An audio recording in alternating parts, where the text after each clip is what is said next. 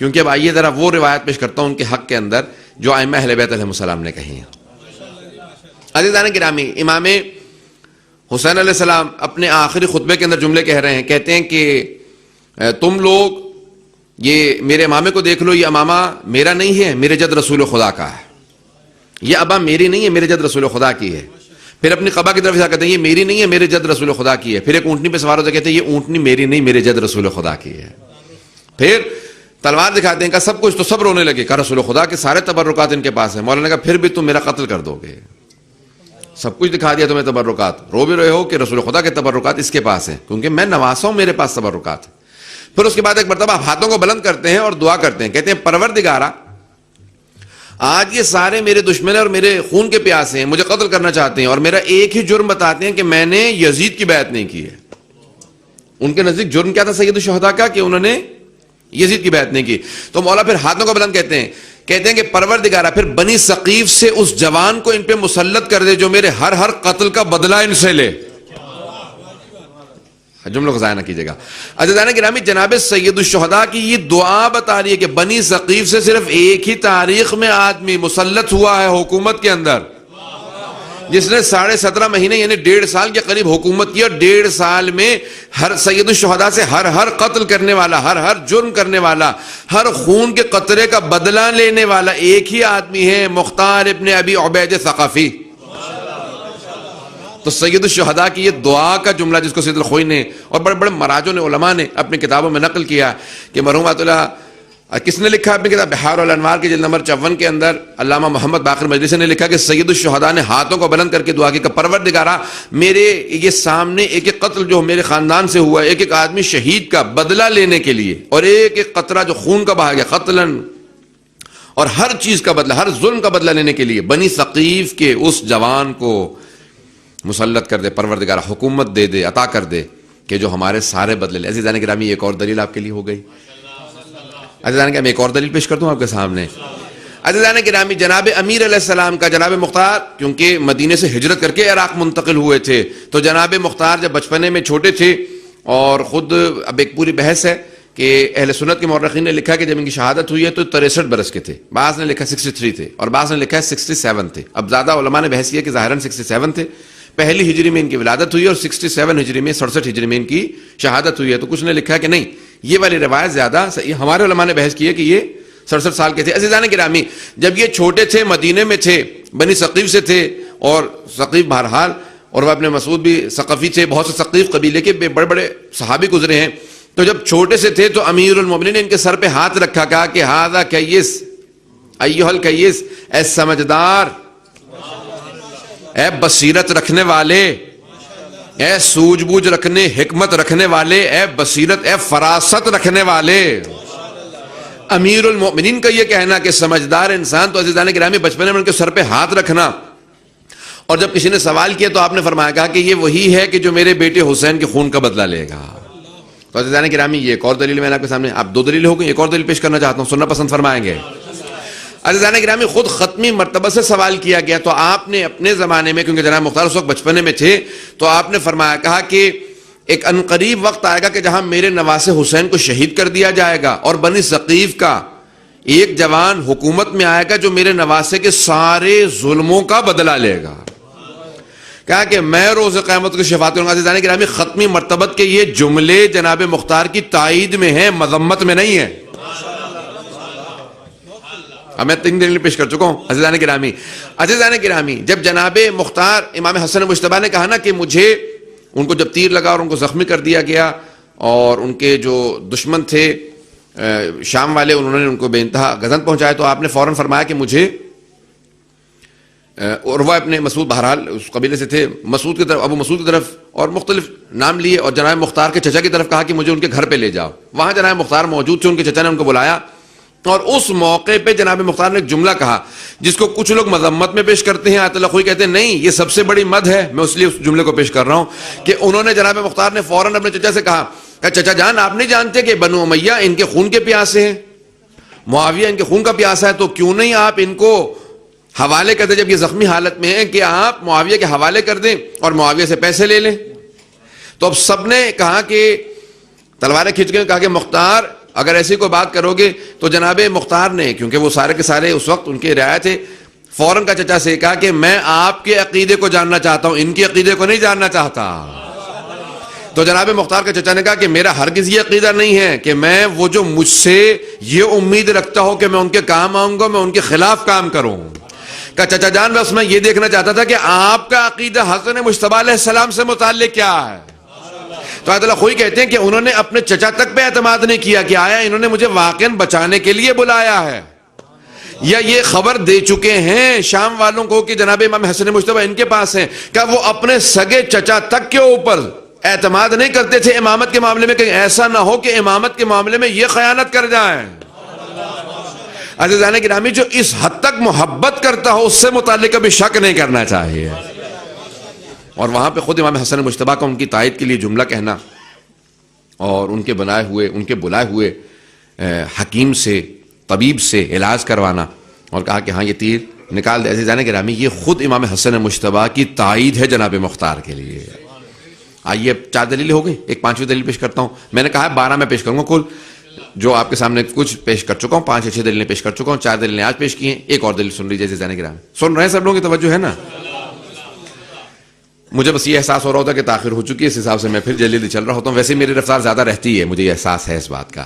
عزیزان گرامی، ایک اور دلیل، یہاں تک کہ حضرت امام زین العابدین علیہ السلام کے صاحبزادے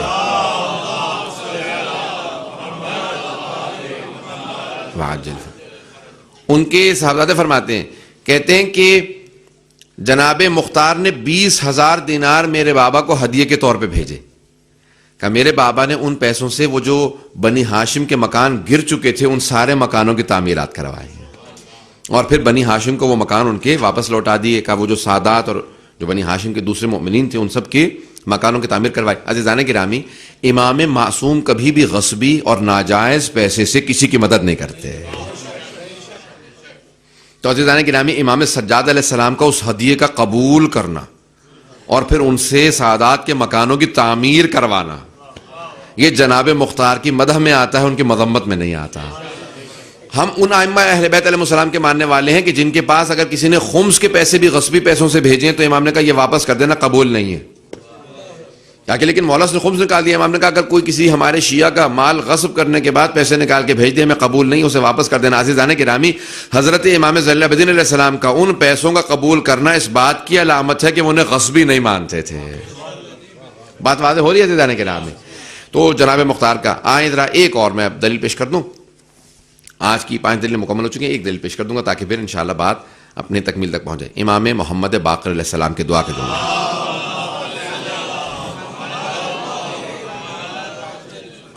اب جو لوگ تاخیر سے ہیں وہ انشاءاللہ بعد میں اگر ریکارڈنگ دیکھ لیں، کسی طریقے سے دیکھ لیں، یہ دلیلیں ذہن میں رکھیں کیونکہ بہت سے نوجوانوں کے ذہن میں شبہات آ سکتے ہیں۔ عزیزان گرامی، کبھی اپنے محسنوں کو دشمن نہ سمجھیں، دشمنوں کو محسن نہ سمجھیں۔ شیعہ اسے کہا جاتا ہے کہ جو 1400 سال بعد بھی آنے کے بعد آج بھی یہ جانتا ہے کہ علی حق پہ تھے، جو ان کے مقابلے میں سے غلط تھے۔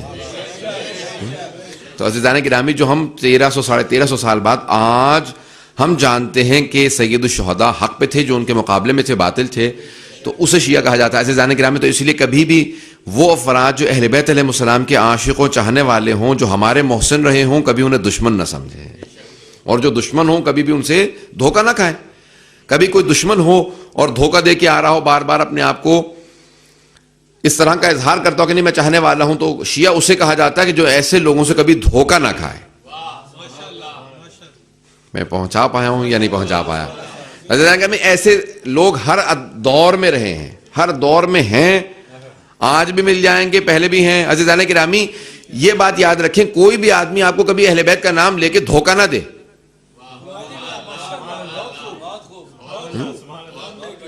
بہت سے پہنچ گئے، بہت سے بھی تعجب میں دیکھ رہے ہیں۔ آئیں میں ذرا تھوڑی سی وضاحت کر دیتا ہوں۔ عزیزان گرامی، کبھی بھی کوئی آپ کو اہل بیت کا نام لے کے دھوکہ نہ دے۔ کئی مرتبہ ایسا ہوتا ہے کہ وہ جانتے ہیں کہ یہ جتنے بھی ماننے والے ہیں نا، یہ سارے کے سارے اس حد تک جذباتی ہیں کہ اگر ان سے جان مانگی جائے تو اہل بیت کے نام پہ دے دیں گے۔ تو اب وہ کبھی یہ نہیں کہتے کہ یزیدی ہوں میرا ساتھ دو، ہمیشہ یہ کہتے ہیں حسینی لشکر چل پڑے ہیں۔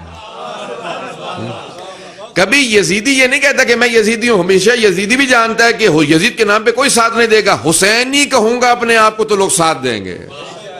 تو عزیزان گرامی ہمیشہ یاد رکھیے گا ہم اہل بیت علیہ السلام کے ماننے والے ہیں، ان کے عاشق ہیں، لیکن کبھی ان کے دشمنوں سے دھوکہ نہیں کھائیں گے، اور کبھی بھی ان کے جو چاہنے والے ہیں ان کو ان کے مذمت نہیں کریں۔ آئیں ذرا 5ویں امام کے دعا کا جملہ ہے۔ مولا فرماتے ہیں کہ خدا رحمت نازل کرے مختار پہ کہ جب اللہ نے اس کو عطا کیا، جب وہ حکومت میں آیا، 17.5 مہینے حکومت میں رہے، 17.5 مہینے، 1.5 سال پورے نہیں ہوئے، کہ جب وہ حکومت میں آئے تو انہوں نے اپنی دولت کو اہل بیت سے دور نہیں رکھا، بلکہ جو چاہتے تھے قربان کرتے تھے اہل بیت میں، اور ان کے چاہنے والوں پہ قربان کرتے تھے۔ اور پھر ائمہ علیہ السلام نے ان سے متعلق امام نے تفصیل سے کہا کہ یہاں تک کہ کب کہا یہ؟ جب جناب مختار کا بیٹا امام باقر علیہ السلام کی خدمت میں ملنے کے لیے آیا، اور امام نے سر پہ ہاتھ رکھے پیار کیا، اور امام نے کہا کہ تمہارے بابا وہ ہیں کہ جو کئی ہمارے خاندان میں جو مہر ادا کیے گئے ہیں وہ تمہارے بابا نے بھیجے تھے۔ جب بعد کا شادی ہوتی تھی بچوں کی شادیاں ہوتی تھی تو ان کے مہر جو ہیں ادا کیے گئے جناب مختار کے دیے ہوئے پیسوں سے۔ ائمہ علیہ السلام غصبی 1 درہم قبول نہیں کرتے، جب تک پیسہ پاک نہ ہو ائمہ قبول نہیں فرماتے۔ عزیزان گرامی اگر کوئی اپنے بچے کا مہر ادا کر رہا ہو ان پیسوں سے تو امیر رومی یعنی 5ویں امام صاحب کا یہ جملہ بہت بڑا جملہ ہے۔ میں آج جب پڑھ رہا تھا ساری دلیلیں دیکھ رہا تھا، بہت سے بحثیں پڑھی، ہر بحث پیش کرنے والی نہیں، ممبر پہ مختصر سے میں نے آپ کو جتنا خلاصہ کر کے پیش کر سکتا تھا عزیزان گرامی میں نے خلاصہ کر کے بحثوں کو پیش کیا۔ عزیزان گرامی جناب مختار سے متعلق ائمہ علیہ السلام نے بے انتہا ان کی مدح کی۔ اب عزیزان گرامی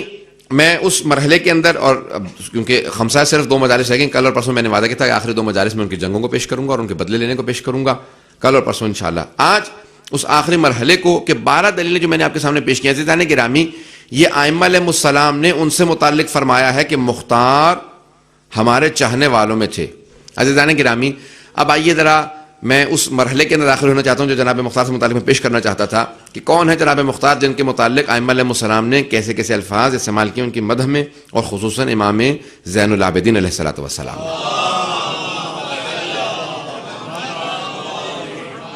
واجل فرج۔ مختصر سے اس کے اندر وقت کے اندر، کیونکہ مجھے جناب معصومہ قم سے متعلق کچھ مطالب کو پیش کرنا کہ بی بی کی آج روز شہادت تھا، میں نے کل وعدہ بھی کیا تھا۔ عزیزان گرامی جناب مختار وہ ہیں کہ جن کے متعلق جب حضرت محمد حنفیہ خود سے امام علیہ السلام کے پاس آئے گا کہ مولا ان کے خط میرے پاس آئے ہیں اور وہ آپ سے اجازت مانگتے ہیں، تو امام علیہ السلام نے جناب محمد حنفیہ سے کہا کہ مختار سے کہہ دینا کہ ہمارے اجداد نے جو ان کی تائید کی تھی اور جو ائمہ علیہ السلام کے اصحاب نے انہیں بتا دیا ہے، اور خود اسبغ ابن لباتہ جو امیر المؤمنین کے کہہ لیجیے آپ کی سمپل زبان میں کہوں کہ پی اے تھے، پرسنل اسسٹنٹ تھے مولا کے، سیکرٹری تھے، خط لکھتے تھے سارے کے سارے، منشی تھے، پرسنل اسسٹنٹ تھے مولا کے جناب اسبغ ابن لباتہ، انہوں نے خود سے جناب مختار کو کہا تھا ان کی جوانی میں کوفے کے اندر کہ اے مختار یاد رکھنا میں نے خود امیر المؤمنین سے سنا ہے کہ یاد رکھنا اس جوان کا جب یہ قیام کرے گا تو اس کا ساتھ ضرور دینا۔